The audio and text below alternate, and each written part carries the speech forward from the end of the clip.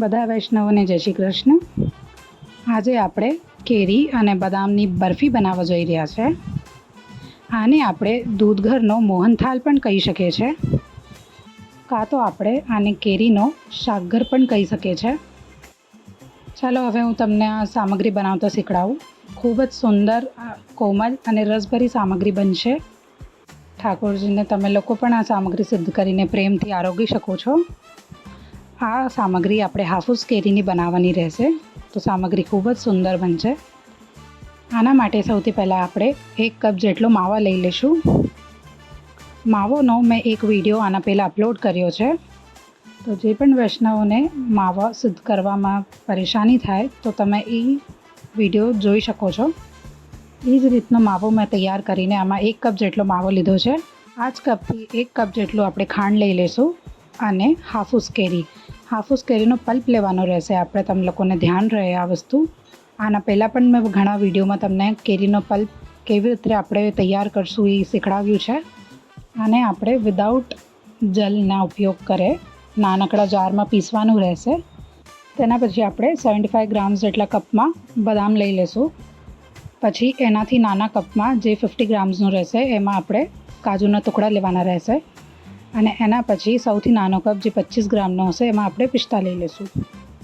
હવે આ ત્રણેય વસ્તુને મેળવીને આપણે મિક્સરમાં પ્રોપર ગ્રાઇન્ડ કરી લઈશું પાવડર ફોર્મમાં। ચાલો આપણે શરૂ કરીએ કરવું।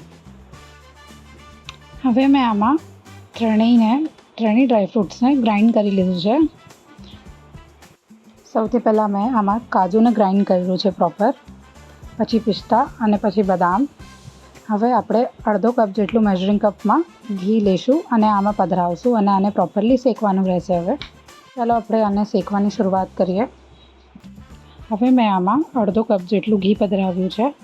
હું તમને પ્રોપર મેઝરમેન્ટ સાથે જ સામગ્રી કહું છું, તાકી તમે લોકોને પણ બનાવવામાં પ્રોબ્લેમ ના આવે, તાકી તમે આ સામગ્રી જ્યારે ઠાકોરજીને ભોગ ધરો ત્યારે ઠાકોરજીને ખૂબ આનંદ આવે। બધા ડ્રાયફ્રૂટ્સના પાવડર જેને આપણે કર્યું હતું એને આમાં પધરાવી લેશું આપણે અને જરાક આને શેકી લેશું। હમણાં કેરીનો સિઝન હાલે છે, તો તમે આ સામગ્રી ઠાકોરજીને જરૂર ભોગ ધરજો। સરસ રીતે આપણે આને મિક્સ કરી લેશું। શરૂઆતના 2 મિનિટ આપણે આને તેજ આંચ ઉપર રાખવાનું રહેશે, પછી આપણે ધીરે ધીરે આને મીડિયમ ફ્લેમ કરી લેશું। ધ્યાન રહે કે આપણે ડ્રાયફ્રૂટ્સને વધારે નહીં શેકે। આ શેકાઈ ગયું છે। હવે આપણે ગેસને બંધ કરી લઈશું। હવે આપણે આ સામગ્રીને એક પાત્રમાં કાઢી લઈએ।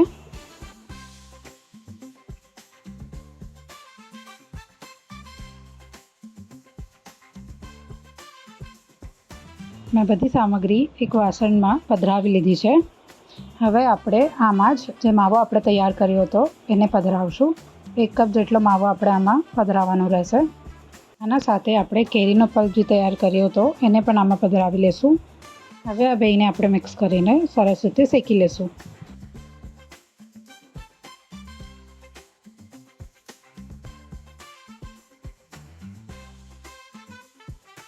હમણાં કેરીનું સિઝન હાલે છે, તો તમે લોકો વિભિન્ન પ્રકારની સામગ્રી ઠાકોરજીને ભોગ ધરી શકો છો।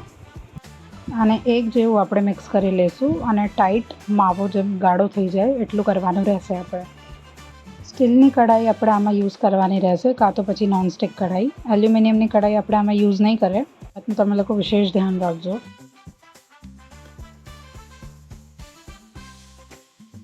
સામગ્રી તમે 8 થી 10 દિવસ સુધી રાખીને ઠાકોરજીને ભોગ ધરી શકો છો। 8 થી 10 દિવસ સુધી આ સામગ્રી જરાય ખરાબ નહીં થાય કે આપણે આમાં કડક ચાસણીનો ઉપયોગ કરીને સામગ્રી તૈયાર કરશું।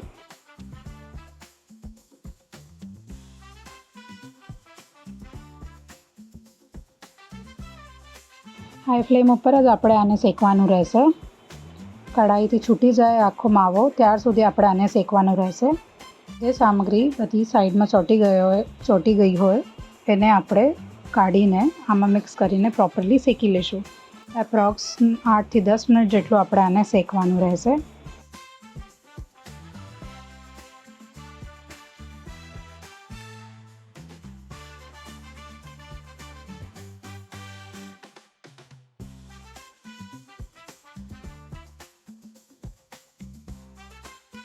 હવે આપણી કેરી અને દૂધનો માવો તૈયાર થઈ ગયો છે। મિશ્રણનો કલર પણ ખૂબ સુંદર આવ્યો છે. હવે આપણે આમાં જે ડ્રાય ફ્રૂટ્સ આપણે શેકાતા એને મિક્સ કરી લઈશું. આમાં ધ્યાન રહે કે આપણે આને પધરાવતા સમયે ગેસને ધીમું કરી લઈશું તાકી સામગ્રી બળે નહીં આપણી.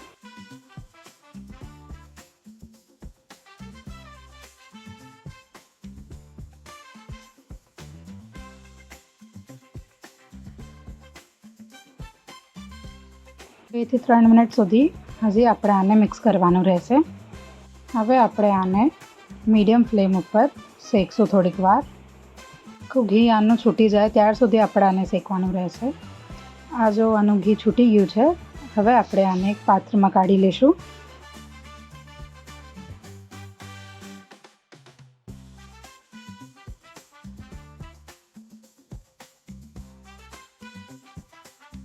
હવે આપણે આની ચાસણી તૈયાર કરીએ. 1 કપ જેટલું આપણે ખાંડ પધરાવશું અને અડધો કપ જેટલું જલ પધરાવવાનું રહેશે. આનું ટેમ્પરેચર આપણે હાઈ જ રાખવાનું રહેશે. થોડીક વાર માટે આપણે આને હાઈ રાખશું, પછી આપણે આને મીડિયમ કરી લઈશું. આપણે ચાસણી ચેક કરીએ તો 1.5 તાર જેટલી આપણે ચાસણી આમાં તૈયાર કરવાની રહેશે. ઠંડુ કરીને આપણે સામગ્રીને ચેક કરશું. હજી આપણે જરાક કડક ચાસણી લેવાની જરૂર છે. તાર પ્રોપર નથી આવ્યો તો હજી આપણે આને ઉકાળશું.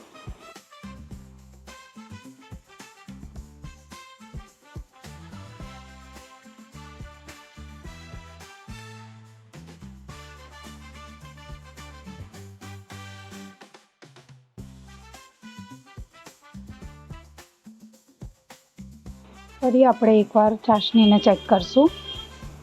આ આપણી ચાસણી તૈયાર થઈ ગઈ છે. સરસ આમાં 1 તાર જેટલું ચાસણી તૈયાર થઈ ગઈ છે. હવે ગેસને હવે આપણે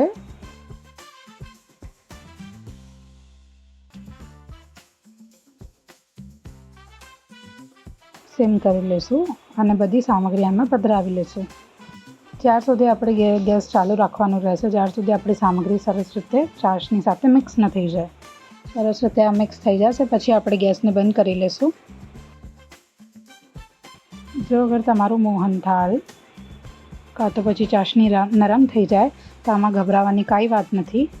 તમે લોકો જેમ આપણે પહેલાં ડ્રાયફ્રૂટ્સને પાવડર ફોર્મમાં કરીને શેકું એ રીતે જરાક હજી કરીને આમાં પધરાવી શકો છો તાકી બે એક જેવું થઈ જાય.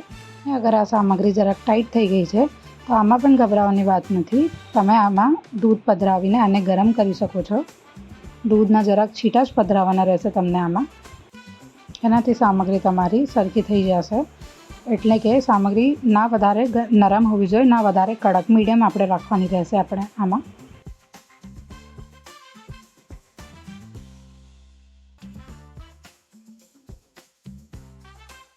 પ્રભુના લાયક સુંદર અને કોમલ સામગ્રી સિદ્ધ થવી જોઈએ.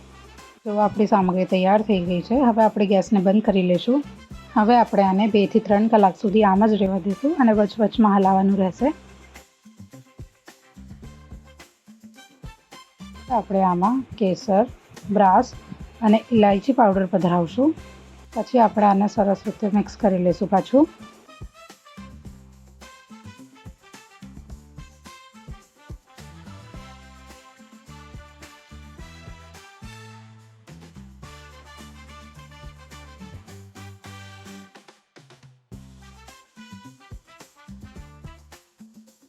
થોડીક વાર પશ્ચાત કાં તો પછી અડધી કલાક પશ્ચાત આપણે જ્યારે આ સામગ્રી ઠંડી થઈ જાય પછી આપણે એક ટ્રેમાં આને પધરાવી લઈશું.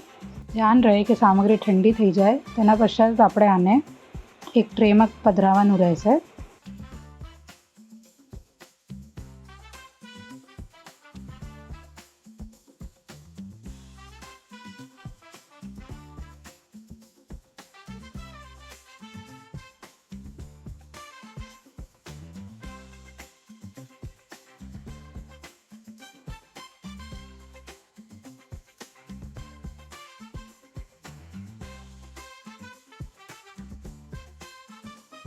હવે આપણે આના ઉપર બરક લગાડશું જેનાથી સામગ્રી સુંદર દેખાશે.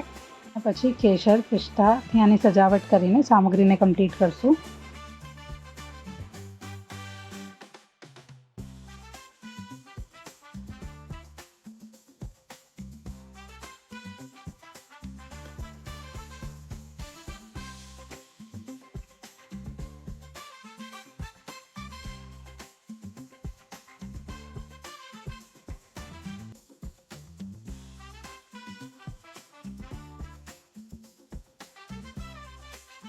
સજાવટ કરવાથી સામગ્રી ખૂબ સુંદર લાગે છે.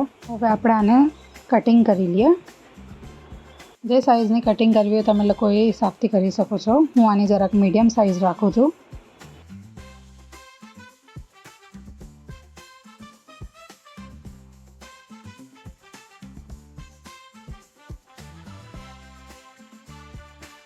હવે આપણી કેરી અને બદામની બરફી તૈયાર થઈ ગઈ છે. તમે લોકો પણ આ સામગ્રી સિદ્ધ કરીને જુઓ અને જે પ્રોબ્લેમ આવે તો મને કમેન્ટ સેક્શનમાં જરૂર પૂછજો. બધા વૈષ્ણવને જય શ્રી કૃષ્ણ.